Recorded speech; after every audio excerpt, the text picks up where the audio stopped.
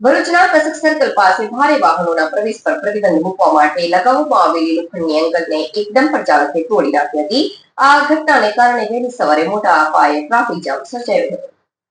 કસક ગરનાળામાં અગાઉ અનેક મોટા વાહનો ફસાઈ જવાથી વારંવાર ટ્રાફિકની સમસ્યા સર્જાતી હતી।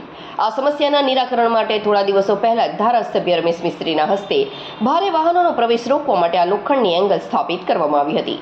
આજે વહેલી સવારે એક ડમ્પર ચાલકે પૂર ઝડપે ડમ્પર હંકારીના એંગલ સાથે જોરદાર અથડામણ કરી હતી।